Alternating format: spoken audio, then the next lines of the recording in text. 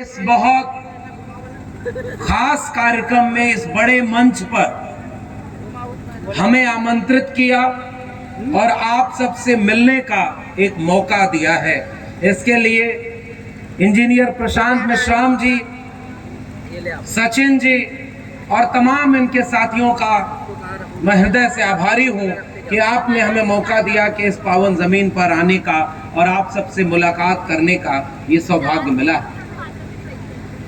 और इस कार्यक्रम के आयोजकों को एक और बात के लिए मैं बधाई देना चाहता हूं, धन्यवाद कहना चाहता हूं कि जिन महापुरुषों से हम हिम्मत हौसला लेते हैं, ताकत लेते हैं, विचार का दर्शन लेते हैं, तथागत बुद्ध से लेकर के बाबा साहब डॉक्टर भीमराव अंबेडकर तक संतों, गुरुओं, महापुरुषों का जो पूरा एक सफर हमारे साथ दिशा दिखाने के लिए चलता है, उनमें सबसे बड़े नायक बाबा साहब डॉक्टर भीमराव अंबेडकर के अस्थि कलश को आप सबके बीच दर्शन के लिए एक मौके के रूप में ले आए और हमें भी इसका लाभ प्राप्त हुआ। इसके लिए भी मैं आयोजन समिति का बहुत आभारी हूं और बहुत उन्हें धन्यवाद देता हूं, क्योंकि हमारा मानना है कि व्यक्ति मर जाते हैं, विचार कभी नहीं मरा करते।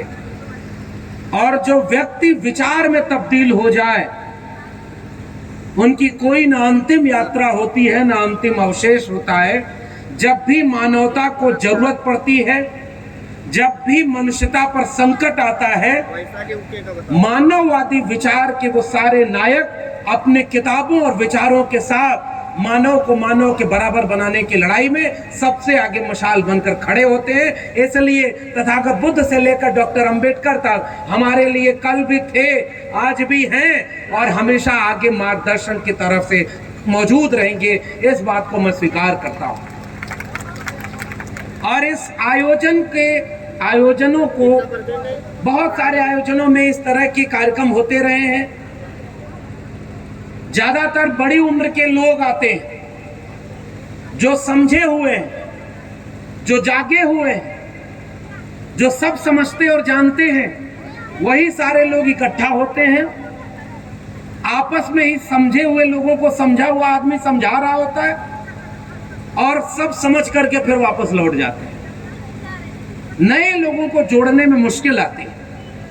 लेकिन इस कार्यक्रम में जो एक सबसे खास बात हमें दिखी और जिसके लिए मैं फिर से बधाई दूंगा और जो आज के समय में बहुत महत्वपूर्ण है, नई पीढ़ी के विद्यार्थियों को, 10वीं और 12वीं के प्रतिभावान विद्यार्थियों को यह आयोजन समिति इस कार्यक्रम में सम्मानित करेगी और उनके शिक्षा और कलम किताब पर हौसला बढ़ाएगी। इसके लिए मैं आयोजन समिति का बहुत आभारी हूं, क्योंकि वही नई पीढ़ी के बच्चे हैं जो 10वीं 12वीं तक शिक्षा पाने के लिए पहुंचे हैं।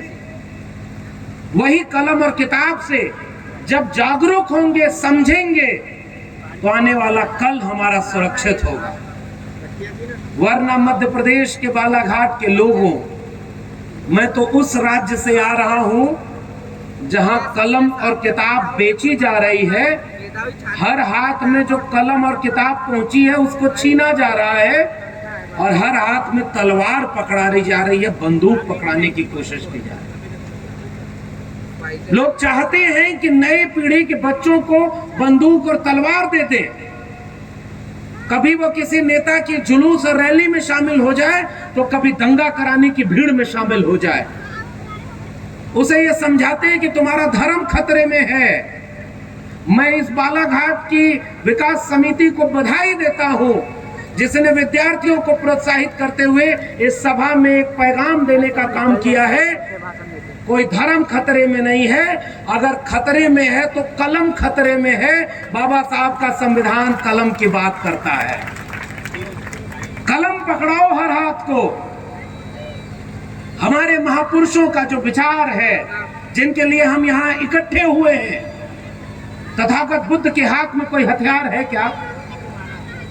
क्या तथागत बुद्ध ने कोई शस्त्र चलाने के लिए आपको प्रेरित किया था क्या? मैं तो जब याद करता हूं अपने इतिहास को, अपने पुराने वर्तमान से जोड़ करके उस अतीत को जोड़ता हूं, तो मुझे महसूस होता है बुद्ध का अर्थ है प्रज्ञा, बुद्ध का अर्थ है करुणा, बुद्ध का अर्थ है शील, बुद्ध का अर्थ है तर्क, विवेक, वैज्ञानिकता, बुद्ध का अर्थ है मानव मानव में प्रेम हो, बुद्ध का अर्थ है कि एक दूसरे के हम दुख में काम आए, इस मानवता का दुख दूर हो और सब शांति और सुख से रहे। बुद्ध के विचार का मूल्य है सत्य। बुद्ध जिंदा है आज भी तो अहिंसा में जिंदा है। एक बार तथागत बुद्ध से उनके किसी लोगों ने पूछा कि आप कौन सा पैगाम देना चाहेंगे। तथागत बुद्ध का जो वाक्य मुझे सबसे प्रिय लगता है और मैं आपके सामने वो वाक्य रखना चाह रहा हूं। तथागत बुद्ध ने कहा कि इसे किताब में लिखा हो तो सच मत मान लेना, कोई व्यक्ति कह रहा हो तो सच मत मान लेना, ढेर सारे लोग कह रहे हो तो सच मत मान लेना, जो तुम्हें सच लगे वही सच मानना।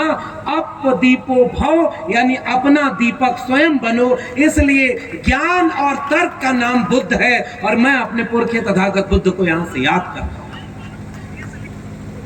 याद तो वो लोग भी करते हैं विदेश में कि मैं युद्ध के देश से नहीं बुद्ध के देश से आया हूं। उन्हें भी याद विदेश में किसकी आती है? बुद्ध की आती है। दुनिया में जब भारत की पहचान करानी होती है तो हिंसा का कोई नायक या कोई और चीज उनके पहचान के लिए काम नहीं आती। दुनिया के दूसरे देशों में भी जाकर कहना पड़ता है कि हम युद्ध के देश से नहीं, हम उस देश से आए हैं जिसने दुनिया को बुद्ध दिया है और बुद्ध से वो अपने देश की पहचान दुनिया के देशों में कराना चाहते हैं। हम इसके लिए बधाई देते हैं कि चलिए आपको इतनी सद्बुद्धि है कि दुनिया को युद्ध नहीं बुद्ध दिया है भारत ने। लेकिन जब आपकी 8,000 करोड़ वाली फ्लाइट भारत पर लैंड करती है, आप जब भारत लौटते हैं तो बुद्ध के खिलाफ युद्ध छेड़ने का काम करते हैं। इसलिए हम आपका भी विरोध करते हुए पूछते हैं कि आज बुद्ध के वारिसों को युद्ध में झोंकने का काम आप क्यों कर रहे हैं? क्योंकि युद्ध का नाम बुद्ध नहीं है, बुद्ध का नाम है शांति, बुद्ध का नाम है प्रेम, बुद्ध का नाम है मोहब्बत। और आज कुछ लोग बुद्ध का नाम लेने के बाद यहाँ पर इंसान और इंसान को बांटने का काम कर रहे हैं और रोज धर्म के नाम पर इस देश को लड़ाने का काम कर रहे हैं। बुद्ध उनके नायक कभी नहीं हो सकते। बुद्ध का अर्थ है सच बोलना। झूठों के मुंह से बुद्ध की बात शोभा नहीं देती। इसलिए हम झूठ बोलने वाले को इस बात के लिए इतराज करते हैं कि आप बुद्ध को कैसे याद करते हो? बुद्ध का अर्थ है सच बोलना। बुद्ध का मूल्य है सत्य, सत्य और अहिंसा। 4 दिन पहले तुम जिसमें त्योहार मनाते हो उसमें हिंसक हथियारों की पूजा करते हो, और बात अहिंसा की कैसे कर पाओगे? शस्त्र पूजन होता है ना, शस्त्र क्यों पूजते हो भाई? अरे पूजने का है तो कलम पूजो, जिससे बड़ा हथियार आज की तारीख में दूसरा कोई शस्त्र नहीं है। इसलिए सबसे बड़ा हथियार है कलम। जिस कलम ने इस देश को एक नायक और एक मसीहा दिया जिसका नाम है बाबा साहब भीमराव अंबेडकर, वो कलम से बने थे, वो किसी हथियार से नहीं बने थे। और मैं एक और बात कहता हूं बालाघाट के लोगों, बौद्ध सम्मेलन हो रहा है, बुद्ध की बात होगी, बुद्ध के विचार होंगे। बुद्ध ने क्या कहा था? दुनिया भर के मनुष्यों इंसानों एक हो जाओ। काम, क्रोध, लोभ, मोह, अहंकार, इस तरह के विकारों को छोड़ो। शील की बात की थी बुद्ध ने, करुणा की बात की थी बुद्ध ने, मैत्री की बात की है बुद्ध ने। और आप क्या कर रहे हो? क्या इस देश में जो लोग राजा बन गए हैं आजकल के, क्या वो बुद्ध के विचारों पर देश को चला रहे हैं क्या? और अगर नहीं चला रहे तो बुद्ध के मानने वालों की जिम्मेदारी क्या है? मैं आपसे सवाल करने आया हूं। क्या बुद्ध के विचारों को मानने वालों की केवल इतनी जिम्मेदारी है कि जितने लोग बुद्ध के विचारों को माने वो एक जगह इकट्ठा हो जाएं, रस्मी तौर पर एक आयोजन कर ले कि धम्म चक्र प्रवर्तन दिवस है, हम उसका उत्सव मनाएंगे। ये अच्छी बात है और मैं इसके लिए बधाई देता हूं आप सबको। लेकिन उस उत्सव मनाने के बाद जब उत्सव खत्म हो जाएगा, ये कार्यक्रम खत्म हो जाएगा, आप घर लौटेंगे, तब अपने समाज में बुद्ध के विचारों को फैलाने के लिए आप क्या कर रहे हैं, ये सवाल आपसे आने वाली पीढ़ियां पूछेंगी। अगर हम और आपको पता है कि ये देश अगर बुद्ध के विचारों का देश बन जाए तो कभी पहले सोने की चिड़िया रहा हो या ना रहा हो हमें नहीं पता, लेकिन अगर बुद्ध के विचारों पर चले तो ये वाकई सोने की चिड़िया बन जाएगा। इस बात का भरोसा हम तथागत बुद्ध के विचारों से लेते हैं। इसलिए हम सब ने इस देश से मोहब्बत की है और बुद्ध का मतलब किसी एक देश का नहीं है। यहां तो ये सवाल भी इस देश के नागरिकों को पूछने का वक्त है कि जब बुद्ध ने ज्ञान की बात की, करुणा की बात की, प्रेम की बात की, बुद्ध के खिलाफ युद्ध छेड़ने वाले बुद्ध के बाद कौन लोग थे जिन्होंने यहां से लेकर के पूरे देश में जहां जहां बुद्ध के अवशेष थे उनको मिटाने का काम किया, उनकी किताबों को जलाने का काम किया ताकि बुद्ध को इस भारत से मिटा दिया जाए। ये इतिहास सही है कि नहीं सही? और ये इतिहास हम और आप नहीं जानते क्या? बुद्ध के विचारों के खिलाफ कौन खड़ा था? कौन चाहता था कि बुद्ध की किताबें जला दी जाएं और जलाई नहीं गई क्या? बुद्ध के विचारों को मिटाया नहीं गया क्या? लेकिन वो क्या है ना, खेती किसानी वाले ढेर सारे लोग गांव के आए होंगे, हम भी किसानों के ही बच्चे हैं। कुछ जमीन बंजर हो तो भी कुछ बीज ऐसे होते हैं कि बंजर जमीन पर भी फेंक दो तो धरती का सीना चीर करके लहलहाते हुए खड़े हो जाते हैं। उस तरह के विचार का नाम है तथागत बुद्ध, जिनको मारने से कोई मारा नहीं। दुनिया के बाकी देशों में बुद्ध का विचार फैल गया। आज दुनिया के कई देश बुद्ध के विचारों को जीते हैं, बुद्ध के विचारों को अपनाते हैं। और हमारे देश में बुद्ध के विचारों को दूर दूर तक केवल रस्म के तौर पर अपनाया जा रहा है। छोड़ दीजिए, बाबा साहब डॉक्टर भीमराव अंबेडकर ने तो बहुत बड़ी हिम्मत कर दी, वो हिम्मत शायद हम में अभी नहीं है। बाबा साहब ने कहा कि मैं हिंदू धर्म में पैदा हुआ क्योंकि ये मेरे वश में नहीं था, लेकिन मैं हिंदू में मरूंगा नहीं, ये मेरे वश में है। और उन्होंने बुद्धिज्म स्वीकार करके एक रास्ता दिखा दिया कि अगर कुछ न कर पाओ तो बुद्ध के विचारों को जन जन तक पहुंचाना और बुद्धिज्म के रास्ते को दुनिया को बताना कि ये रास्ता कैसे प्रेम और इंसानियत का रास्ता है। हम लोग तो आज पाखंड और अंधविश्वास में गिरते जा रहे हैं। बुद्ध ने कहा कि कोई ईश्वर नहीं होता, कोई आत्मा नहीं होती। और आज अगर ये बात बोल दो तो हम नागपुर पहुंचेंगे बाद में, 4 मुकदमा हमारे ऊपर पहले हो जाएगा कि ये आस्था पर चोट कर रहे हैं, हमारी भावनाएं आहत हो गई हैं। दुनिया में सबसे बड़ा धर्म होने का दावा करने वाले लोग और उनकी भावना ऐसी छुई मुई होती है कि 2 बात से आहत हो जाती है। बताइए कोई बात है ये? हमारी भावनाएं ये सवाल आपसे पूछती हैं, तथागत बुद्ध कौन थे? उन्होंने जो सवाल पूछा उसका जवाब कौन देगा? उन्हें तो कोई भावना आहत करने वाला नहीं मिला। तथागत बुद्ध के विचारों को नौजवानों और युवाओं को मैं कह रहा हूं, अपने इतिहास को जानो। महात्मा कबीर जब उस विचार को आगे बढ़ाए तो उन्होंने कहा कि मोको कहां ढूंढे रे बंदे, मैं तो तेरे पास में। ना मैं मंदिर, ना मैं मस्जिद, ना काबे कैलाश में, ना मैं जप में, ना मैं तप में, ना मैं व्रत उपवास में, खोजी हो तो तुरते मिले हो पल भर की तलाश में। कहे कबीर सुनो भाई साधो, मैं तो हूं विश्वास में। क्या आप कबीर भावना आहत नहीं कर गए? मैं आपसे जानना चाहता हूं, कबीर तो इसी देश में पैदा हुए, कबीर तो कथित तौर पर उसी धर्म से आते थे। क्या पूछा कबीर ने? माला तो कर में फिरे, जीप फिरे मुखमाई, और मनवा तो 34 फिरे, यह तो सिमरन नाय। क्या लिखा कबीर ने? मन ना रंगाए रंगाए जोगी कपड़ा। और मैं उत्तर प्रदेश से आता हूं, जब मैं जोगी कह रहा हूं तो आप उसका अर्थ कुछ और मत ले लीजिएगा। मैं कबीर के जोगी की बात कर रहा हूं। कबीर लिखते हैं, मन ना रंगाए रंगाए जोगी कपड़ा। ब्रह्म छोड़ आसन लागे बैठे और ब्रह्म छोड़ पूजन लागे पथरा, और मुडवा मुड़ाए और सिरवा मुड़ाए, दढ़िया बढ़ाए जोगी हो गई न बखरा, और मन ना रंगाए रंगाए जोगी कपड़ा। ये मैं नहीं कह रहा, महात्मा कबीर ने अपनी कबीर वाणी में ये लिखा हुआ है। किसी ने कबीर के ऊपर मुकदमा नहीं चलाया और कबीर के घर पर कोई बुलडोजर नहीं चलाया। आज कबीर होते तो क्या होता, और अगर कबीर उसी उत्तर प्रदेश में होते, काशी में होते, तो क्या होता। उनके घर पे 4-6 बार बुलडोजर और 8-10 मुकदमे में कबीर जेल में होते, या कोई लिंचिंग कर देता कि तुमने हमारी भावना को आहत कर दी। क्या यही भारत बनाने के लिए महात्मा बुद्ध से लेकर महात्मा कबीर ने, महात्मा रविदास ने, तथागत बुद्ध के विचारों को आगे बढ़ाने वाले फूले अंबेडकर, पेरियार ने इसी भारत का सपना देखा था, जिसमें धर्म के नाम पर दंगा कराया जाएगा और विवेक शून्य कर दिया जाएगा। सोचो मत, अंधभक्ति करो। और अंधभक्ति करने के लिए तैयार क्या किया जा रहा है, हलवा खाने वाले मनुष्यों को कहा जा रहा है गोबर खाओ।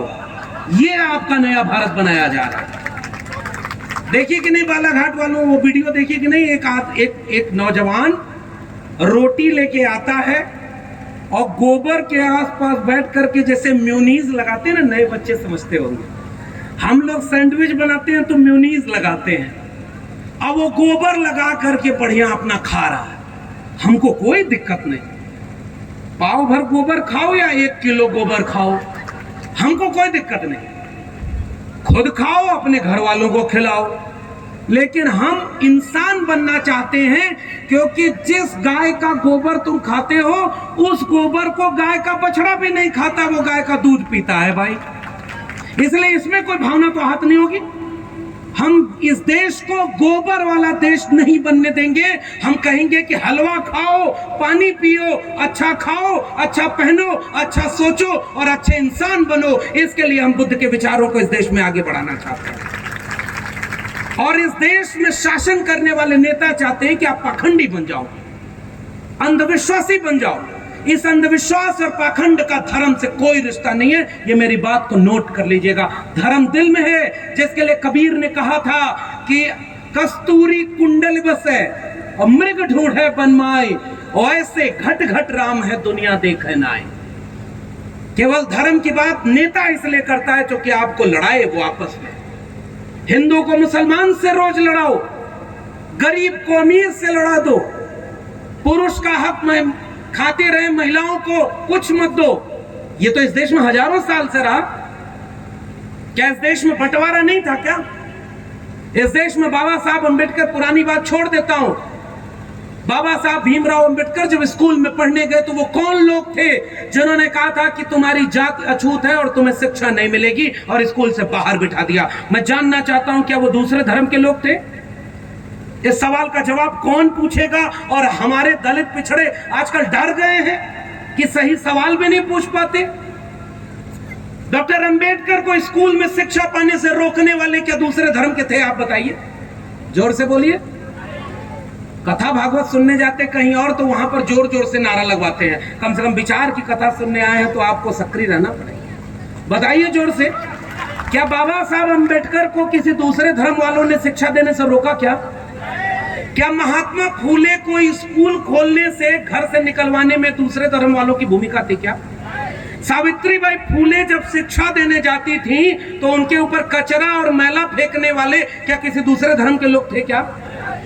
अय्यंकाली एक दक्षिण भारत के महापुरुष हैं। अय्यंकाली को जब आप पढ़ेंगे तो देखेंगे, जिस मार्ग पर अछूतों को चलने नहीं दिया जाता था, 1850 से 1900 के बीच के भारत का इतिहास बता रहा हूं। एक शाम उनके घर वाला कोई चला तो उसके बाहर अपने धर्म के वो लोग जो खुद को श्रेष्ठ समझते थे, उन्होंने उनके घर वालों को मारा पीटा कि तुम अछूत इस सड़क से कैसे चल सकते हो, तुम्हारी हिम्मत कैसे हो गई?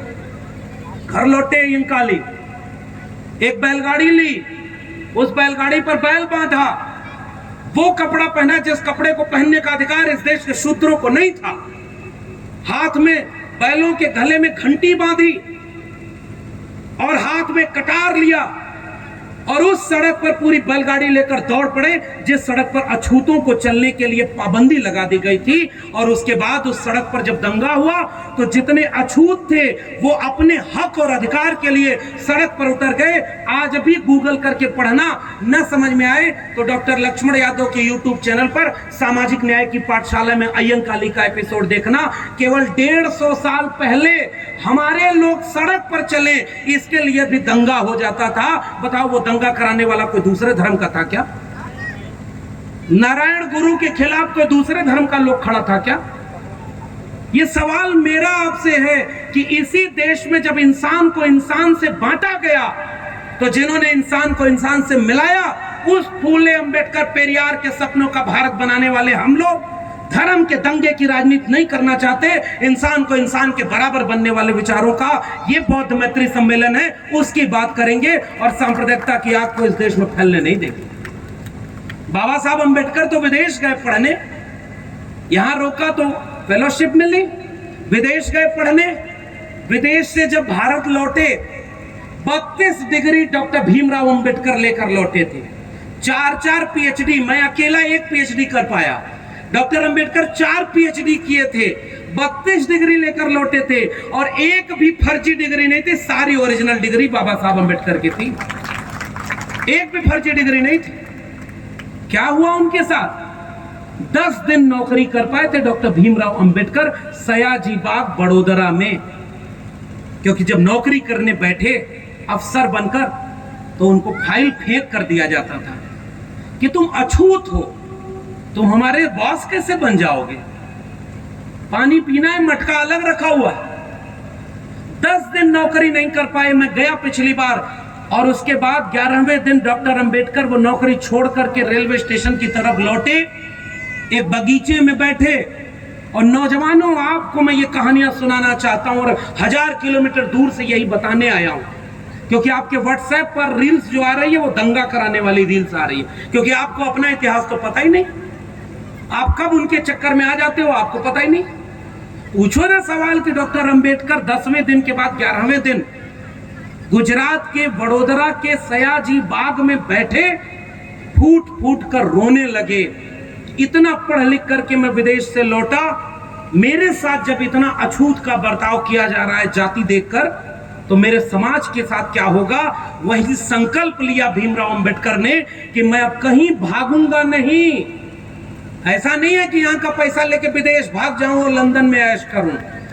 भागने वालों का नाम डॉक्टर अंबेडकर नहीं है। उन्होंने कहा कि अब इस देश में रहूंगा, नौकरी की चिंता छोड़ो, जब तक अपने देश से जातिवाद नहीं खत्म कर लेता तब तक इस देश में अपने क्रांति की बात को आगे बढ़ाता रहूंगा। इसलिए उस जमीन को आज भी संकल्प भूमि के नाम से जाना जाता है। डॉक्टर अंबेडकर ने संकल्प लिया कि इस देश से जातिवाद खत्म करना है जो इंसान को इंसान से बांटता है। और डॉक्टर अंबेडकर के मानने वालों, हम और आप सीने पर हाथ रख के बताओ, क्या जातिवाद खत्म हो गया? क्या जोर से बोलिए, अब जातियां खत्म हो गई क्या? जाति बची है तो फिर बाबा साहब के सपनों का भारत बना है क्या? यही नागपुर जहां से मैं आया, मेरी फ्लाइट भी वहीं लैंड की, दूरी है। अगर बुलेट ट्रेन चलती तो दिल्ली से नागपुर में बुलेट ट्रेन में बैठ के आया होता, लेकिन नहीं चली तो महंगे वाले जहाज में आयोजकों ने बुलाया ताकि समय कम लगे। उसी नागपुर में 2 विचारों का संघर्ष है। अंतरराष्ट्रीय बौद्ध मैत्री सम्मेलन है ना, 2 विचारों का संघर्ष। और इसे बाबा साहब डॉक्टर भीमराव अंबेडकर ने भी कहा कि यह देश में संघर्ष केवल 2 विचारों का है, एक बुद्ध का विचार है और दूसरा मनु का विचार है। एक तरफ उसी नागपुर में एक पर विचार वाले लोगों का मुख्यालय है, तो उसी नागपुर में बाबा साहब की दीक्षा भूमि भी है। उसी नागपुर में दोनों विचार आमने सामने खड़े थे आज से लगभग 75 साल या 100 साल पहले। अगर 1956 से जोड़ लें तो अलग बात है, नहीं तो 100 साल के बीच का इतिहास 2 विचारों के संघर्ष का था। बुद्ध के बारे में मेरे बाद के लोग और अच्छा बोलेंगे, आप किताब पढ़ के बुद्ध को जान लीजिएगा। मैं आपसे बुद्ध और अंबेडकर की जीवनी बताने नहीं आया। आज अगर तथागत बुद्ध होते, आज अगर अंबेडकर होते तो क्या कर रहे होते, ये बात मैं आपसे कहने आया हूं। क्या बाबा साहब ये देखकर खुश हो रहे होते कि उनकी बुनाई बुद्धिस्ट सोसाइटी ऑफ इंडिया के इतने टुकड़े हो गए? उनकी बनाई party Republic party of India के इतने टुकड़े हो गए? उनके बनाए संगठन मिलिंद कॉलेज खोला था डॉक्टर अंबेडकर ने, क्या स्थिति है उसकी? कहां है बुद्ध के सपनों का भारत? और जो दूसरे विचार के लोग थे, 100 साल उनके पूरे होने जा रहे हैं, उन्होंने पूरे देश को अपने कब्जे में ले लिया। मैं नाम नहीं ले रहा हूं, समझदार को इशारा काफी, क्योंकि ये वैचारिक मंच है। संचालक महोदय ने कहा कि मेरी एक किताब आई है, यहीं स्टॉल लगाया है उन्होंने, प्रोफेसर की डायरी। मेरी किताब है इसलिए मैं नहीं कहूंगा कि खरीद कर पढ़ लीजिएगा जाते समय, हिंदी में भी है, मराठी में भी, न मिले तो ऑनलाइन मंगा लीजिएगा, आपका मन हो तो पढ़िएगा। लेकिन जानते हैं मुझे नौकरी से क्यों निकाला गया? क्योंकि नौकरी प्रोफेसर की 14 साल में दिल्ली यूनिवर्सिटी में प्रोफेसर था, असिस्टेंट प्रोफेसर। और प्रोफेसर बनने के लिए पढ़ने का जितना एलिजिबिलिटी थी सब मेरे पास थी, मेरी भी सारी डिग्री ओरिजिनल थी, लेकिन एक डिग्री नहीं थी जो उनके कार्यालय में बनती है, उनकी शाखा में बनती है, और उनके लोगों का विश्वविद्यालयों पर कब्जा है। इसलिए विश्वविद्यालय में अब प्रोफेसर वो होगा जो उनकी विचारधारा का होगा। डॉक्टर अंबेडकर की बात करने वाला, डॉक्टर लोहिया की बात करने वाला, संविधान की बात करने वाला कोई डॉक्टर लक्ष्मण यादव उनको नहीं चाहिए, इसलिए वो ताकतवर थे। उन्होंने डॉक्टर लक्ष्मण यादव को नौकरी से निकाल फेंका, और आज मैं बेरोजगार आपके सामने बैठा हूं। बताइए जंग कौन जीता? वो जीता जिसने लक्ष्मण यादव जैसे लोगों को नौकरी से निकालने की हिम्मत दिखा दी, और हम नहीं रोक पाए। गलत किया, खुलेआम गलत किया, लेकिन नहीं रोक पाए हम। लेकिन नौकरी का सवाल तो मेरा है, छोड़ दीजिए।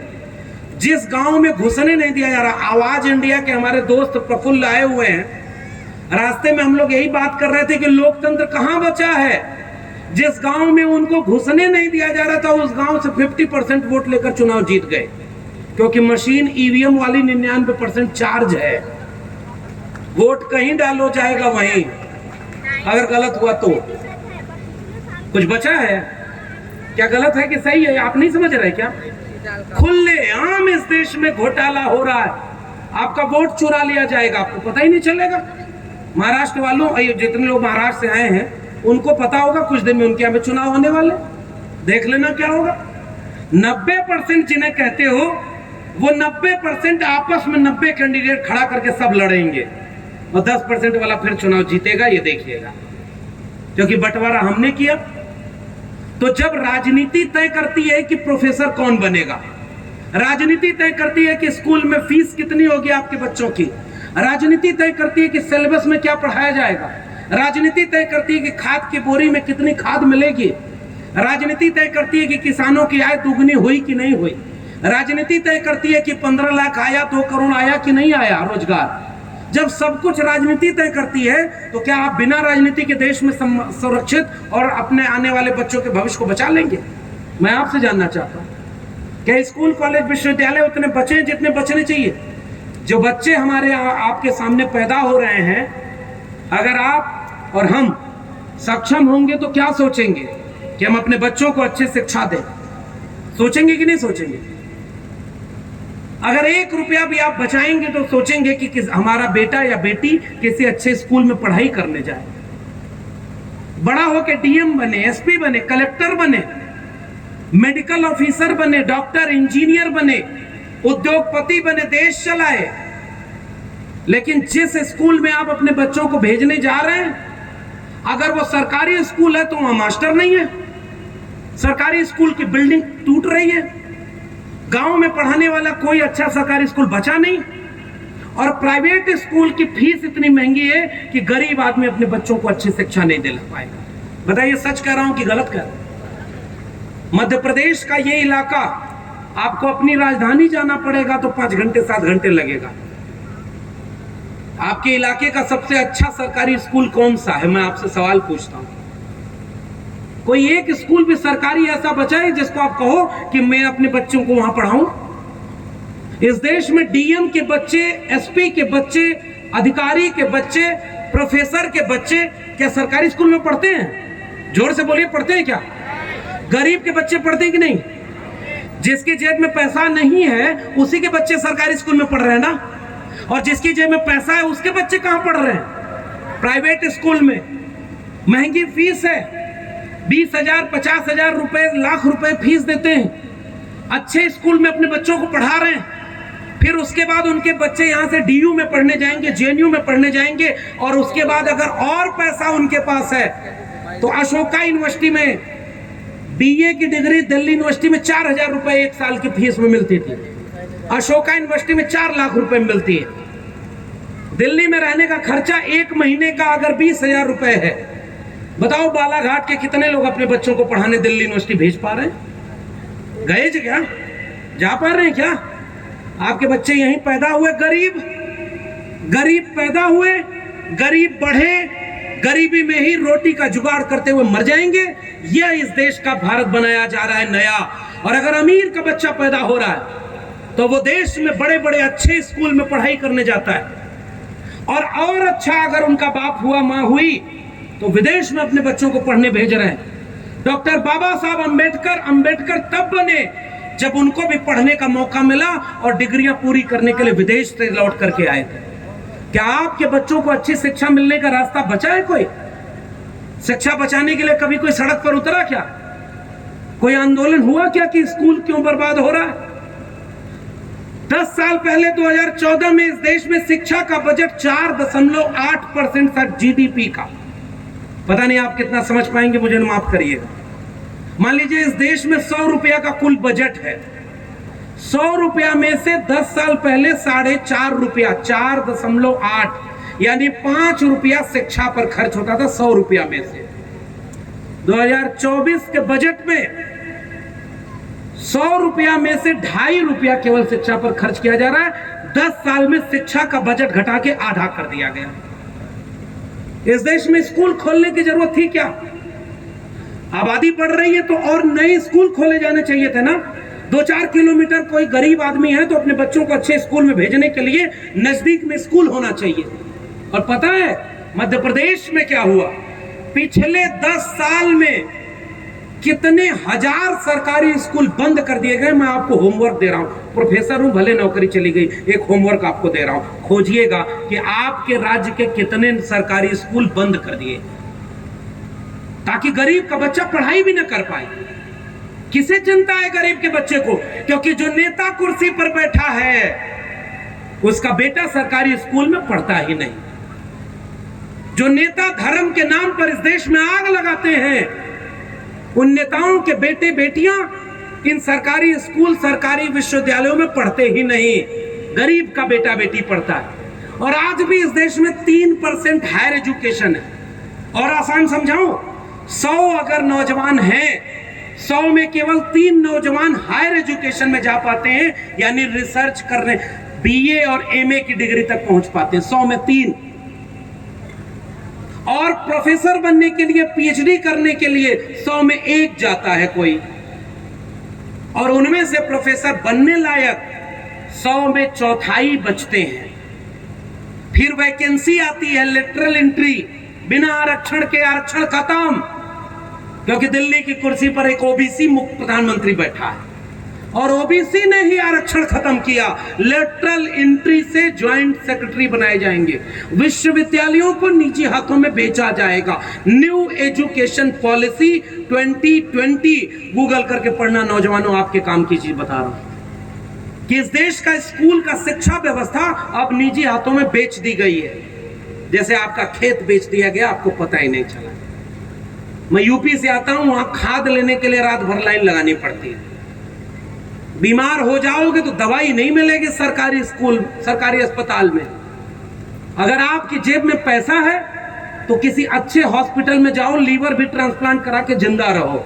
और गरीब हो, खांसते खांसते मर जाओ, कोई पूछने वाला आपको नहीं मिलेगा। बताओ सही कह रहा हूं, गलत कह रहा हूं? जिस देश में पढ़ाई बर्बाद कर दी जाए और देश सोया हुआ रहे, शिक्षा बचाने न सड़क पर उतरे, जिस देश में दवाई महंगी कर दी जाए और गरीबों की पहुंच से दूर कर दी जाए, दवाई बचाने जो देश सड़क पर न उतरे, उस देश का नेता धर्म के नाम पर दंगा कराए और देश चुपचाप दंगे में शामिल होता जाए, तो क्या यह आश्चर्य है क्या? 100 में 3 लोग पढ़ाई किए तो 100 में 97 जो अनपढ़ रह गए, उनको तो कुछ पता ही नहीं कि शिक्षा क्या होती है। तो एक भीड़ तैयार होगी कि नहीं जिसको शिक्षा मिली ही नहीं, उसको समझदारी मिली ही नहीं, उसे अच्छा बुरा पता ही नहीं। मैं फिर से कह के जा रहा हूं, बालाघाट के लोगों, खोजना आपके इलाके का सरकारी अस्पताल और सरकारी स्कूल कितना बर्बाद हुआ है। 4000 रुपए 2010 में फीस थी। जब मेरी प्रोफेसर की डायरी जब आप पढ़ेंगे तो उसमें पाइएगा, और मैं इसलिए इस किताब का जिक्र कर रहा हूं। मैं नौकरी से निकाल दिया गया, बड़ी बात यह नहीं है। भीख मांग के 35 साल गुजारा करने वाले हम नहीं हैं, अपनी मेहनत से यहां तक का रास्ता तय करने वाले हैं। नौकरी नहीं रहेगी तब भी कुछ करके गुजारा कर लेंगे, क्योंकि उन्होंने भी नौकरी से निकालने के पहले मेरे पास ऑफर दिया था कि डॉक्टर लक्ष्मण, तुम इलाहाबाद यूनिवर्सिटी के गोल्ड मेडलिस्ट हो। गोल्ड मेडल समझते हैं ना, topper of the batch. Allahabad university के तुम गोल्ड मेडलिस्ट हो। तुम दिल्ली यूनिवर्सिटी के एपीआई में 100 में से 96 नंबर तुम्हारा है। सबसे सीनियर फैकल्टी तुम हो। हम तुम्हें नौकरी से नहीं निकालेंगे, समझौता कर लो, सच बोलना बंद कर दो। फिर आप सोचो, मेरे सामने रास्ता था, मैं क्या करता। मुझे अपने पुरखे याद आने लगे। महात्मा ज्योतिबा फूले से एक दिन उनके पिता ने बुलाकर कहा, गांव के लोग आए थे और कह रहे थे कि तुम धर्म के विरोध में काम कर रहे हो। सुनना मंच के लोगों और बालाघाट के लोगों, इन कहानियों को गांव गांव पहुंचाना। ज्योतिबा फूले से उनके पिता गोविंदराव फूले ने कहा कि तुम धर्म के खिलाफ काम कर रहे हो, कि अछूत बच्चों और लड़कियों को शिक्षा देने के लिए स्कूल खोल रहे हो। ज्योतिबा फूले ने कहा कि आपका कैसा धर्म जो शिक्षा देने से रोके। पिता ने कहा कि चाहे जो हो, धर्म के खिलाफ काम नहीं होने दूंगा। आज तुम्हारे सामने विकल्प है, या तो तुम अपना स्कूल चुनो या अपना घर चुनो। बालाघाट के लोगों, अगर इतिहास जानते हो तो बताओ, क्या बाबा साहब अंबेडकर के गुरु महात्मा फूले ने अपना अच्छा पिता और अपना घर चुना था, या घर छोड़ करके अपना स्कूल चुन लिया था और घर से बाहर निकल गए थे? बताइए सच क्या है, क्या चुना था? जोर से बोलिए। इसका मतलब अगर ज्योतिबा फूले अच्छे पुत्र होते तो अपने पिता का कहना मानते, लेकिन जब पिता गलत हो जाए ना तो बगावत करनी पड़ती है।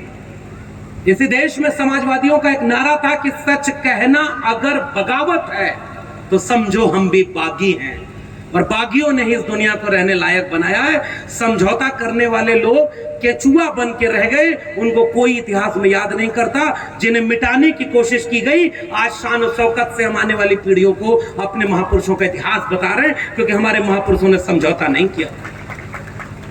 डॉक्टर अंबेडकर ने समझौता नहीं किया, महात्मा फूले ने समझौता नहीं किया, घर छोड़ दिया, स्कूल खोला, और उस स्कूल में पढ़ाने जाने वाले लोगों को भी प्रताड़ित किया गया। फिर से सोचकर बताइए, ज्योतिबा फूले के खिलाफ कोई दूसरे धर्म के लोग थे क्या? समझदार को इशारा काफी, ज्ञान बहुत दे दिया। आप को चुटकुला समझिए। एक आदमी तोता पाले हुए था, तो जब वो तोता आए, उसका दोस्त आए, तो तोता उसको देख के बोलता था कि पागल आ गया, पागल आ गया। उस आदमी को बड़ा खराब लगता था। फिर अगले दिन आया, फिर तोता बोला देखो पागल आ गया। वो जाके अपने दोस्त से बोला तुम्हारा तोता बहुत बदमाश है, मुझे देखता है तो कहता पागल आ गया। मालिक आया और तोते के सामने बोला कि सुनो तोते, ये हमारा सबसे अच्छा दोस्त है, इसको तुम कभी पागल मत कहना। तोता बोला ठीक है। दोस्त भी खुश हुआ, घर गया। अगले दिन दोस्त फिर आया, तोता दोस्त को देख रहा है, कुछ नहीं बोला। दोस्त तोते को देख रहा है, कुछ नहीं बोला। जैसे ही वो खुशी खुशी घूमा, तोता बोला सुनो, समझ तो गए ही होगे तुम। तो बिना नाम लिए भी अगर समझ जाएं तो समझदार वही हैं, क्योंकि इस मंच से किसी अरे गरे नेताओं का नाम लेना मैं उचित नहीं समझता। जिस मंच का नाम तथागत बुद्ध से जुड़ा हो, उस पे हम महापुरुषों का ही नाम लिया करेंगे।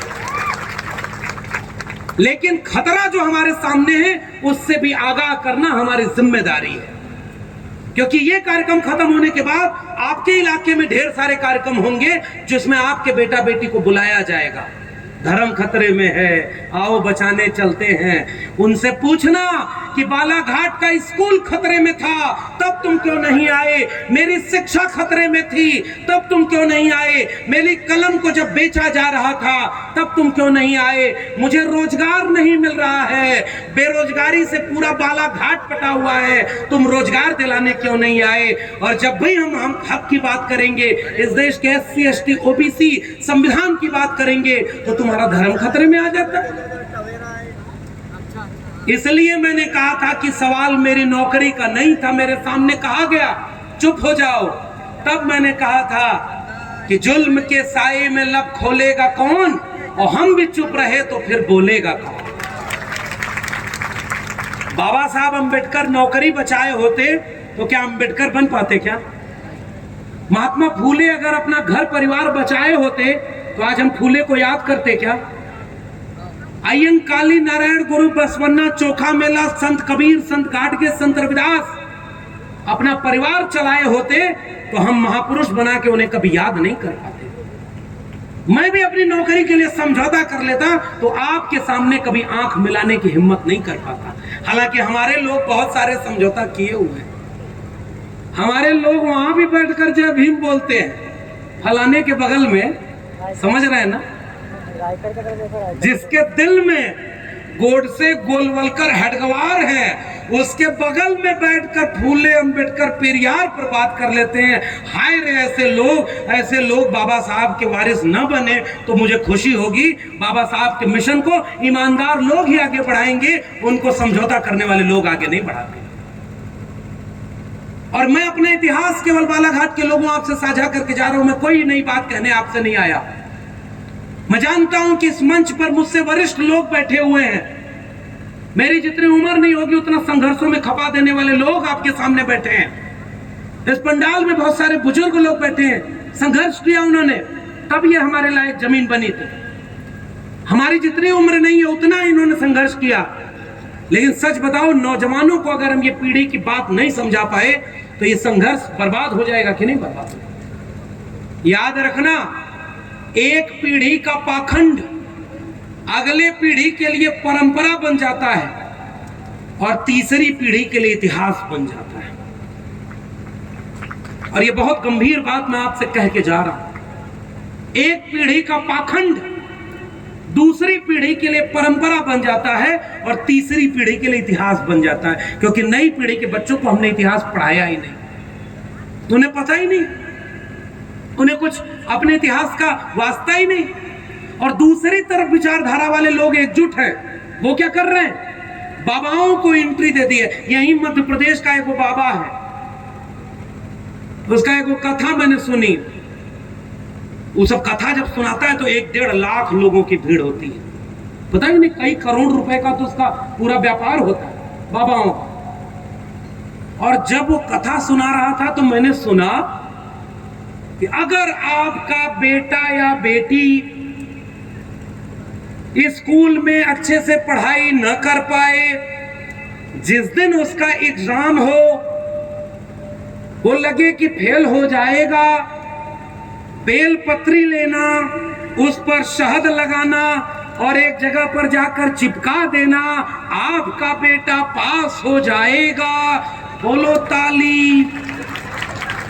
और उसी बाबा के बारे में कुछ दिन बाद अखबार खबर में छपी कि उसका अपना बेटा 8वीं में फेल हो गया। ऐसे पाखंडी बाबाओं को अगर देश में चमत्कारी बना के पढ़ाया जाएगा तो नई पीढ़ी के बच्चों का भविष्य बचेगा क्या? दुकान चला ली सबने, बड़े बड़े संत बने थे, बाद में बलात्कार के आरोप में जेल चले गए। और जब चुनाव आता है तो संतों को, बलात्कारी जो थे जेल में, उनको पैरोल दे दिया जाता है। कहां संविधान बचा है? कितना बचा है? धर्म के नाम पर दंगा और बच्चों को पाखंड सिखा रहे। एक रील्स में देख रहा था, नौजवान भी रील्स देखते होंगे। एक आदमी बुजुर्ग बैठा है मंच पर, बाल वाल बढ़ाए, सामने कोई आया, कहा बाबा, कहा क्या हुआ बच्चा? कहा पथरी है पेट में, बहुत पीड़ा हो रही है। कहा रुको, कहाँ है? वहां हाथ लगा लो। वो ऐसे हाथ लगा लिया।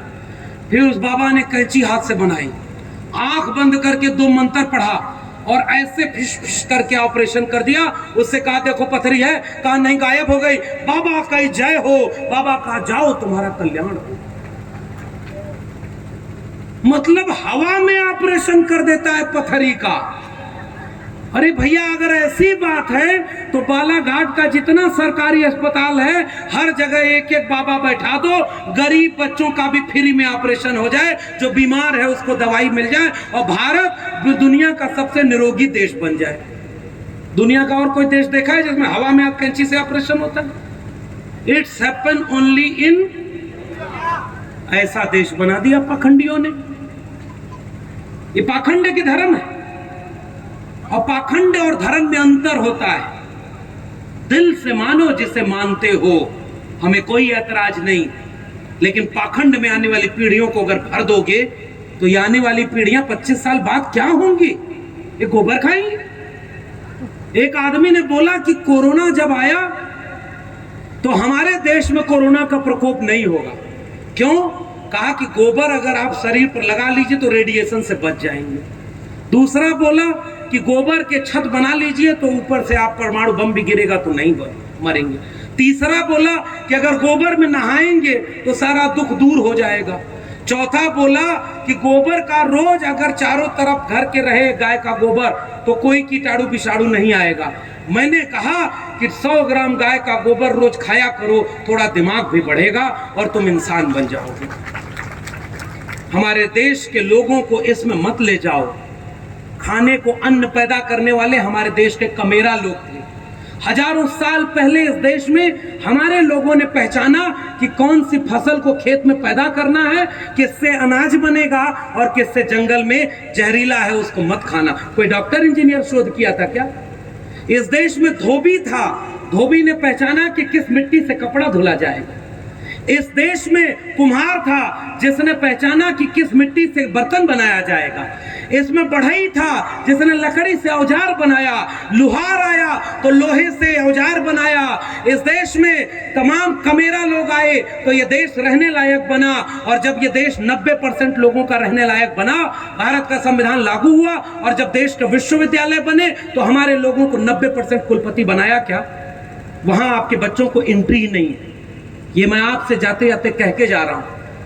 देश में 546 सेंट्रल यूनिवर्सिटीज हैं और 90% पॉपुलेशन SC ST OBC की इस देश में है। यानी 100 में 90 लोग SC ST OBC हैं। और वाइस चांसलर कितने हैं आपके पता है? 5% भी नहीं है। 6 SC 6 ST और 36 OBC 4 साल पहले का आंकड़ा है।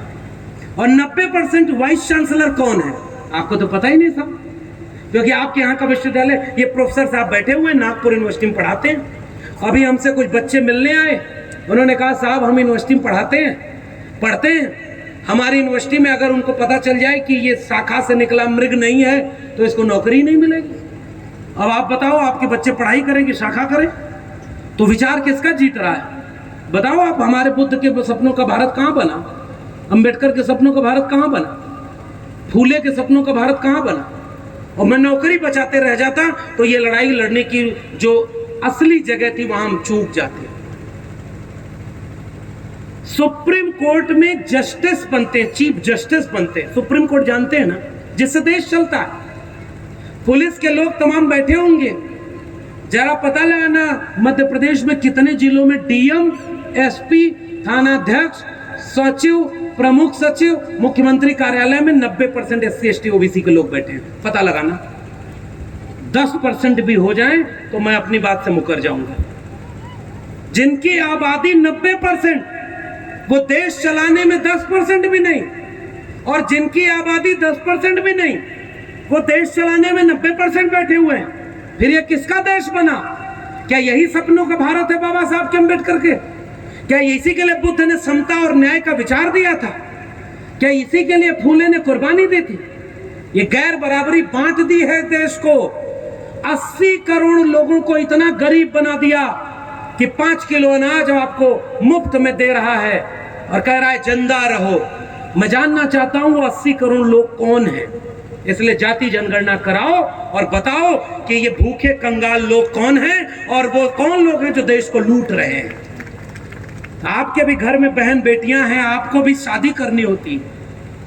जिसके घर में 2 बेटी हो जाए, अगर वो गरीब है, रात भर नींद नहीं आती कि बेटियों की शादी के लिए पैसा कहां से आएगा, दहेज कहां से दे पाएंगे। आज भी ये समाज दहेज लेता है। हमने तो शादी की तो ऐसी शादी की जिसमें लोगों को आश्चर्य हो गया। जाति तोड़ करके शादी की। अंबेडकर फूले पेरियार के मानने वालों, अपने भी दिल में हाथ रख के देखना कितने लोग आपने जाति तोड़ के शादी की है। बाहर बोलोगे जय भीम और अंदर अंदर आप भी कलावा बांधे रहोगे तो क्रांति कहां से होगी। यहां बोलोगे जय भीम और वोट दोगे उनको। ये बच्चियों की 2 बेटियां अगर जिसके घर में हो जाए, शादी करने के लिए रात भर नींद नहीं आती। गरीब आदमी अपने बेटियों की शादी करने के लिए भी सोचता है। और यही देश है जिसमें एक आदमी की बेटी की शादी, बेटा की शादी 3-3 महीने हो रही है। और देश नहीं, दुनिया भर के लोग वहां आ रहे हैं। कोई नाच रहा है, कोई गा रहा है। बताओ ये दोनों आदमी एक बराबर हैं क्या? एक आदमी के बच्चे की शादी 3 महीना हुई, वो भी इसी देश का नागरिक। और जिसके बच्चों की शादी नहीं हो रही है, पढ़ाई नहीं हो रही है, भूखे पेट एक आदमी। इस देश के 42% आबादी के लोग एक टाइम खाना खाते हैं, पता है आपको? एक टाइम पेट में रोटी ही नहीं जा रही। कौन है वो लोग? हजारों साल से जिनको जाति के नाम पर अपमानित किया गया, SC ST OBC, 90% भूखे वही गरीब लोग हैं। और कौन लूट रहा है इस देश को? इलेक्टोरल बॉन्ड किसके लिए आया? चंदा दो, धंधा लो, धंधा चलाना है तो चंदा दो, नहीं दोगे तो ED CBI भेज देंगे। और नारा लगाया था झूठा। वो लूट रहे हैं भारत को मैं चैन से कैसे सो जाऊं, वो छीन रहे हैं भारत को खामोश में कैसे हो जाऊं। मैंने कसम उठाई है मैं देश नहीं झुकने दूंगा, सौगंध मुझे इस मिट्टी की मैं देश नहीं बिकने दूंगा। और जैसे ही वहां पहुंचा, रेल बेच दिया, बैंक बेच दिया, BSNL बेच दिया, MTNL बेच दिया, रेलवे की जमीन बेच दिया, सरकारी जमीन बेच दिया, एयरपोर्ट बेच दिया, हवाई जहाज बेच दिया। हवाई चप्पल वाले को बोला था हवाई जहाज में उड़ाएंगे, हवाई जहाज बिक गया। हवाई चप्पल वाला नीचे देखा तो हवाई चप्पल भी बिक गया। सब कुछ बेच दिया। और अंबेडकर के मानने वाले 90% लोग क्या कर रहे हैं? आरक्षण बचा पाए क्या अपना? अगर सरकारी शिक्षा और सरकारी नौकरी नहीं है तो आरक्षण कहां है? फिर संविधान कहां है? ये कड़वा सवाल अगर हम नहीं पूछेंगे तो कौन पूछ के जाएगा? 1% भी सरकारी नौकरी नहीं बची इस देश में। बेचने वाले ने गुलशन बेच दिया और हम आप चुपचाप बैठ के देख रहे थे। उसका क्या है? उसने तो कह दिया था कि हमारा क्या है जी, हम तो फकीर आदमी हैं, झोला लेके चल देंगे। हम तो सोचते हैं कि आपके और हमारे बच्चों का क्या होगा। उसके तो आगे नात न पीछे पगहा, हमारे यहाँ यूपी में कहा जाता, ना आगे कोई ना पीछे कोई। और हमारे यहाँ पूरा परिवार बचा हुआ है। और परिवार को, बच्चों को कौन सा भारत छोड़ के जाओगे? शिक्षा बची नहीं, सरकारी स्कूल बर्बाद हो गया। 4,000 रुपए फीस थी जो 40,000 हो गई 10 साल में। कोई हाथ उठा के बता दे जिसकी कमाई 10 गुना बढ़ गई हो, खर्चा 10 गुना बढ़ गया। बताओ सही कह रहा हूं गलत कह रहा हूं? नमक महंगा, सरसों का तेल महंगा, डीजल पेट्रोल महंगा। झूठा बोला था कि 35 रुपए में पेट्रोल मिलेगा। कितने रुपए मिल रहा है? 100 रुपए में। हिंदुओं को मिल रहा है, मुसलमानों को मिल रहा है। प्याज महंगी, नमक महंगा, घी महंगा, सरसों का तेल महंगा, LPG सिलेंडर महंगा, सब कुछ महंगा आपकी जेब से निकाल दिया। और जैसे आपका हाथ जेब पे जाता है, आप कहते हो अरे हम तो लुट गए, तब तक कहता है कहां जेब देख रहे हो, उधर देखो धर्म खतरे में है, वो दूसरे धर्म वाले तुम्हारे धर्म पर आ रहे हैं हमला करने, चलो धर्म बचाने चल जाओ। आपका बच्चा अनपढ़ है, बेरोजगार है, वो हाथ में तलवार लेके धर्म बचाने चला गया। मेरे प्रदेश की कहानी सुनाऊं? 69,000 शिक्षक भर्ती घोटाला हुआ। जिसको शिक्षक बनने था उसमें आरक्षण खत्म कर दिया। जब नौकरी मांगने सड़क पर गए तो पुलिस ने लाठी बरसाई। कुछ दिन बाद जब कांवड़ होने गए तो हेलीकॉप्टर से फूल बरसाया। दोनों का फर्क समझ लो, तय कर लो कि आपको कहां जाना है। धर्म और पाखंड की आड़ में आपके बच्चों का भविष्य बर्बाद कर दिया गया है। इस बात को नोट कर लीजिएगा, ज्यादा भाषण देने की जरूरत नहीं। समझदार को इशारा काफी। 1 घंटे के भाषण में हजारों साल की गुलाम मानसिकता को दूर नहीं किया जा सकता और न एक आयोजन से हो सकता है। ये प्रशांत मेश्राम जी, ये सचिन जी, ये तमाम लोगों की टीम ये कार्यक्रम कर रही है और ये जिन बच्चों को सम्मान मिलेगा अभी, मैं उन नौजवानों को कह के जा रहा हूं 10वीं 12वीं में जिन्होंने अच्छा परसेंटेज लाया है, भूखे रहना, प्यासे रहना, 1 रोटी कम खाना, 1 कपड़ा कम पहनना, 1 रुपया पाखंड और अंधविश्वास में खर्च मत करना, 1-1 पाई पाई जोड़कर अपने बेटा बेटी को शिक्षा जरूर दिलाना और उनको पढ़ाना ताकि वो आने वाली पीढ़ियों की गुलामी को दूर करने का काम कर सके। ये मेरा निवेदन है। मैं तो प्रोफेसर नहीं बन पाया, मेरी किताब पढ़ना, जब प्रोफेसर की डायरी, मैं भी जिस दिन प्रोफेसर बना था मेरे घर वाले खुशी के आंसू रोए थे और जिस दिन नौकरी से निकाला गम के आंसू रोए कि तुम तो नौकरी भी नहीं बची, तुम ये कौन सा नया शिगुफा छोड़ दिए। मैंने कहा कि मैं जानता हूं कि नौकरी नहीं है तो पैसे नहीं होंगे, लेकिन मैं जो काम कर रहा हूं आने वाली पीढ़ियों के मुस्तकबिल को जगाने के लिए। आज देश के विश्वविद्यालय बर्बाद हो रहे हैं, ये बात कोई बताएगा नहीं, क्योंकि जो विश्वविद्यालय में है वो नौकरी बचाएगा। अगर वो सच बोल देगा तो उसको नौकरी नहीं करने दिया जाएगा, उसके ऊपर मुकदमा कर दिया जाएगा, कमेटी में उसको फंसा के उसका नौकरी छीन ली जाएगी। और जो विद्यार्थी पढ़ने जा रहा है वो भी नहीं बोलेगा, क्योंकि उसे भी उसी विश्वविद्यालय में पढ़ना है। एक प्रोफेसर बोला और उसने प्रोफेसर की डायरी लिख दी। 5-6 महीने में 50,000 कॉपी उस किताब की बिक चुकी है, 50,000, और ये रिकॉर्ड बना है आपकी तरह। अगर आज आप किताब पढ़ना चाहो तो उसको एक बार पढ़ना, एक रात में पढ़ सकते हो। मानवर कांशीराम इसी महाराष्ट्र में आए थे नौकरी करने। मानवर कांशीराम जब नौकरी करने आए, उनको बहुत उस तरह से मिशन आंदोलन के तब तक पता नहीं था।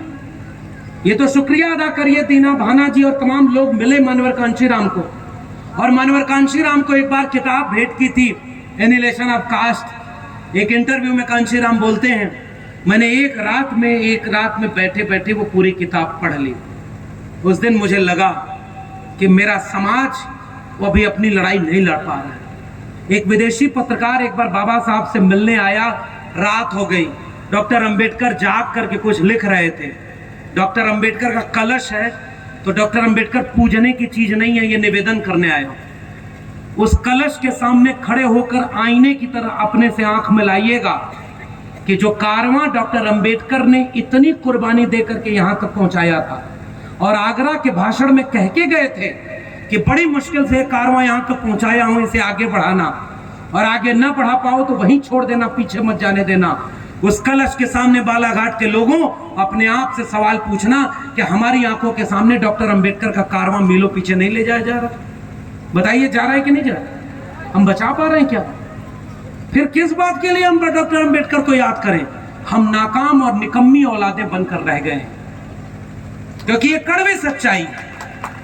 आबादी 90% हमारी, ताकत सबसे ज्यादा हमारी, और आज पूरे देश में कोई दलित मुख्यमंत्री नहीं है। बताओ, सही कह रहा हूं कि गलत कह रहा हूं? एक भी दलित नहीं, क्योंकि सब आपस में लड़ रहे, नई नई पार्टी बन रही, और 100 साल उस संगठन का हो गया, आज तक उसमें कोई टुकड़ा नहीं हुआ। हमारे यहां टुकड़े पर टुकड़े होते गए। सोचने की जरूरत है, बड़े बड़े भाषण कर से समाज को नहीं बदलाव आएगा।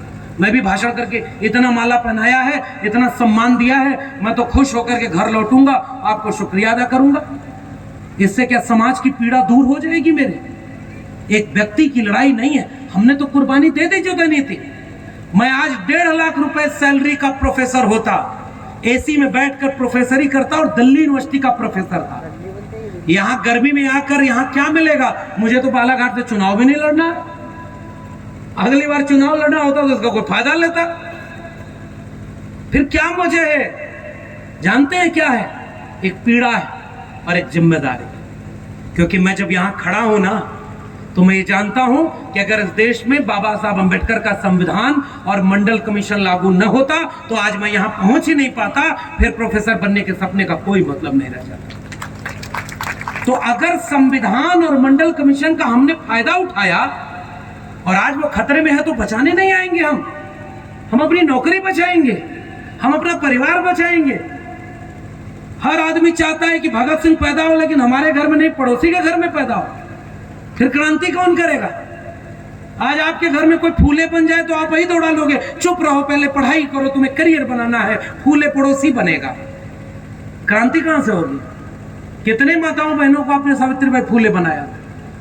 उनके यहां बलात्कारी भी है तो उसको वो बचा लेते हैं। आपके यहां लड़ने वालों का भी आप साथ नहीं दे पाते। ईमानदारी से कहूं तो सच कह रहा हूं, जो लड़ता है वो कई बार अकेला पड़ जाता है। भाषण देने के लिए मैं भी बड़ी बड़ी बात घंटों बोल सकता हूं, इतना अध्ययन किया है मैंने। डॉक्टर अंबेडकर की लिखी किताबें पढ़ी हैं, आंख फोड़ करके पढ़ी है, लेकिन ज्ञान का आतंक दिखाने आपके यहाँ नहीं आया हूं, पीड़ा आपसे साझा कर रहा हूं, क्योंकि मैं अपने हिस्से की लड़ाई लड़ना चाहता हूं। जो कर्जा मेरे ऊपर फूले अंबेडकर पेरियार के संघर्ष का है, जो कर्जा कबीर रैदास का है, जो कर्जा बुद्ध और नानक का है, पलटू दादू भीखा का है, आज वो लौट के आएंगे लड़ने क्या? आज का वो अंबेडकर पैदा हो और हमारे आप में समझ में इतना अब हिम्मत नहीं बची है कि कोई नया अंबेडकर पैदा कर लेंगे, कोई नया फूले अब नहीं लौट के आने वाला, कोई पेरियार अब नहीं आने वाला। ये यही जो कौम है, इसी को जगा के अपने लोगों को बचाना होगा। हमने भी सोचा था कि प्रोफेसर की नौकरी चली जाएगी, घर का खर्च कैसे चलेगा। हमने सोचा कि कुछ न कुछ कर लेंगे, लेकिन इस कारवां को रुकने नहीं देना है। इसलिए अपने घर की रसोई छोड़ करके लाखों लोगों की रसोई में, चूल्हा में आग जले और रोटी मिले और सबको सबके हिस्से का हक और अधिकार मिले, इसकी लड़ाई जो फूले अंबेडकर पेरियार की है, उसको लड़ने के लिए हम आज आपके बीच में आए हैं। और कोई हमारा स्वार्थ आपसे नहीं है, लेकिन इस कार्यक्रम को खत्म होने के बाद जब घर लौटिएगा तो सोचिएगा कहीं हम और आप भी साल में एक कार्यक्रम करने के लिए रस्मी तौर पर भक्त तो नहीं गए। चैत्य भूमि चले जाएंगे, नमन कर लेंगे, वहां जाकर के नमो बुद्धाय जय भीम बोल लेंगे, और उसके बाद की लड़ाई कौन लड़ेगा? जितने ओबीसी समुदाय के लोग आए, किसान परिवार से आए, सबसे ज्यादा धर्म और पाखंड में वो हंसे हुए हैं, और आजकल दलित लोग भी उनको वोट दे रहे हैं, जिनको ये उम्मीद थी कि सब समझ जाएंगे, जागरूक हो जाएंगे। 100 में 90 वोट आपका है, 10 वोट उसका है, 40 वोट पर सरकार बना रहा है, तो वो 30 वोट किसका ले जा रहा है? सोच के बताओ, हमारा और आपका है कि नहीं? हम और आपको पता ही नहीं नोट कहां देनी है और वोट कहां देना है। जिस कौम को नोट और वोट देने का ही आज तक पता नहीं, वो क्या महापुरुषों के संघर्षों का भारत बनाएगी? आपको अपने दुश्मन पहचानने नहीं आ रहा है। यही नागपुर से वो निकला। नागपुर का 2 ही चीज पहले फेमस था, एक नारंगी संतरा और एक और समझदार को। इसलिए पाखंड और अंधविश्वास से बचिएगा। उनके 100 साल पूरे होने जा रहे हैं, वो पूरे देश पर राज कर रहे हैं, विश्वविद्यालयों में वो राज कर रहे हैं, टेलीविजन पर बैठकर वो राज कर रहे हैं। आपके कितने पत्रकार पैदा किए, ये प्रफुल्ल बैठे हुए हैं। आपका एक चैनल आवाज इंडिया है, कितने लोगों ने उसको अपना मीडिया बनाया? जितने प्रोफेसर आपके थे, जितने स्टूडेंट थे, उनमें पढ़ने वालों को कितने लोगों ने आपने जेब काट के पढ़ने के लिए किसी बच्चे को फीस का पैसा दिया? कितने लोगों को आपने डॉक्टर और इंजीनियर बनाया? और आपके बीच में कोई कथा सुनाने वाला, भागवत सुनाने वाला आया और चंदा लूट करके लेके चला गया, और हम और आप समझ नहीं पाए। इसलिए हमारा माल लूटा जा रहा है और लुटेरे खुश हैं, और आपको 5 किलो अनाज दे रहे हैं और दूसरी तरफ से धर्म खतरे में बता रहे हैं और पाखंड की कथा गांव-गांव पहुंचा रहे हैं। इसलिए मैं केवल जाते जाते गुजारिश कर रहा हूं, बहुत वक्त ले लिया मैंने। पाखंड और अंधविश्वास से बचिए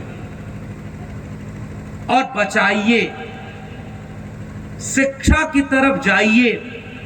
आने वाली पीढ़ी के बच्चों को कलम और किताब दे करके, उनको शिक्षा दे करके, उनको आने वाले भविष्य के लिए तैयार करिए। क्योंकि बहुत महत्वपूर्ण बात समझिएगा, वक्त की ये जरूरत समझ लो, बिन पढ़े अब गुजारा नहीं है। न कोई साथी और न हुकूमत, कोई भी अब तुम्हारा नहीं है। तुम पढ़ो और पढ़कर लिखो सब, वरना तारीख बदली मिलेगी अब कलम और कागज से बढ़कर दूसरा कोई चारा नहीं है। कलम और कागज से बढ़कर दूसरा कोई चारा नहीं। मैं आपसे विदा लेते हुए निवेदन करके जा रहा हूं, इन बच्चों का हौसला बनिएगा जो 10वीं और 12वीं में अच्छे अंक लेकर आए, और मिलजुल कर एकजुट रहिएगा। किसी दलित समाज, यही खैरलाल जी बगल में है ना, खैरलाल जी का किस्सा 2006 का हमने भी सुना। कितना दुर्भाग्यपूर्ण था कि भैया लाल बहुत मांगे कि परिवार पर हमला करने वाले लोग कौन थे, ये आप भी जानते और हम भी जानते। जिसके मन में जाति और सामंती कीड़ा हो, वो इंसान का दुश्मन बन जाता है। तथागत बुद्ध इंसान को इंसान बनाने का नाम है। आज मैं आपसे निवेदन करने जा रहा हूं, किसी दलित परिवार के ऊपर कोई हमला करने आए तो ओबीसी समाज के लोगों, भाई के सामने भाई बनकर खड़े हो जाना। किसी आदिवासी से कोई जल जंगल जमीन छीनने आए तो एससी और ओबीसी के लोगों उसके साथ खड़े हो जाना। और जब किसी मुसलमान को धर्म के नाम पर लिंचिंग करने के लिए आगे कोई आए तो एससी एसटी ओबीसी आपका जिम्मेदारी है कि सांप्रदायिकता के सामने चट्टान बनकर बाबा साहब का संविधान लेकर खड़े हो जाना। इस देश में धर्म की आग का नफरत न लगने देना, ये हमारी और आपकी जिम्मेदारी है। ये निवेदन करने मैं आपसे आया हूं, क्योंकि हमारी लड़ाई धर्म की लड़ाई नहीं है, हमारी लड़ाई शिक्षा की लड़ाई है, हमारी लड़ाई रोजगार की लड़ाई है, हमारी लड़ाई संविधान की लड़ाई है। संविधान बचाने के लिए हम सबको एकजुट होना होगा, और एकजुट अगर नहीं हुए तो बारी बारी सब मारे जाएंगे। जलते घर को देखने वालों, फूस का छप्पर आपका है, आग के पीछे तेज हवा है, आगे मुकद्दर आपका है। उनके कत्ल पे मैं भी चुप था, मेरा नंबर अब आया, मेरे कत्ल पे आप भी चुप हो, अगला नंबर आपका है। इस बात को याद रखिएगा, ये मैं आपसे कह के जा रहा हूं। एक लक्ष्मण यादव को नौकरी से निकाला, पढ़ना उसका किस प्रोफेसर की डायरी में, लेकिन अगली बार कोई रोहित वेमुला, कोई पायल तड़वी, कोई लक्ष्मण यादव न बने, यह जिम्मेदारी समाज की है। और याद रखना, जिंदा लोग मिशन को रुकने नहीं देते और मुर्दा लोग कोई मिशन चला भी नहीं सकते। सीधा सा वाक्य है। अगर हक की लड़ाई लड़नी हो, भीख मांगी जाती है मांग करके, अधिकार मांग के नहीं लड़ करके छीना जाता है, तब अधिकार मिलता है। भीख में अधिकार कोई आपको देने वाला नहीं। और आखिर में निवेदन करने आया हूं, एससी एसटी ओबीसी माइनॉरिटी के लोगों एक हो जाओ, 90% लोगों एक हो जाओ, किसी भटकावे में मत आओ, और कोई आपसे अनावश्यक बहस करे मत आना उसमें। एक बार एक जंगल में आखिरी किस्सा सुना के जा रहा हूं। एक जंगल में गधा आया और कहा कि जंगल की घास नीले रंग की है। तो एक बाघ बोला कि अरे मूर्ख, जंगल की घास तो हरी है। गधा बोला नहीं, घास नीली है। बाघ बोला अरे कैसे तुम देख रहे हो, ये घास हरी है। गधा बोला चलो राजा के पास। दोनों लड़ते लड़ते राजा के पास पहुंचे। बाघ बोला देखो ये गधा कह रहा है कि घास नीली है। गधा बोला हुजूर आप ही न्याय करो, देखो घास नीली है कि नहीं है। शेर राजा था। राजा ने बोला गधा सही कह रहा है, बाघ को 1 साल के लिए जंगल से बेदखल करने की सजा दी जाती है। गधा चारों टांग पे नाचते हुए खुश होके गया। अच्छे दिन आ गए, अच्छे दिन आ गए। बाघ देखकर हैरान, अरे हुजूर ये क्या आप अन्याय कर रहे हो? आप देख रहे हो घास हरी है और आपने कह दिया कि गधा सही बोल रहा और हमें सजा दे दी। ध्यान से सुनना बालाघाट के लोगों, मेरा पैगाम इसमें छिपा है। राजा ने बोला तुम्हें सजा इस बात की नहीं है कि तुम गलत बोल रहे हो, ये तुम सही बोल रहे हो कि घास हरी है, मैं भी देख रहा हूं, लेकिन सजा तुम्हें इस बात की मिल रही है कि तुम अपना सारा जरूरी काम छोड़कर एक गधे से बहस कर रहे हो। सारा जरूरी काम छोड़कर गधे से बहस। हमारे लोग भी क्या आपस में बहस करके अपना समय जाया नहीं करते?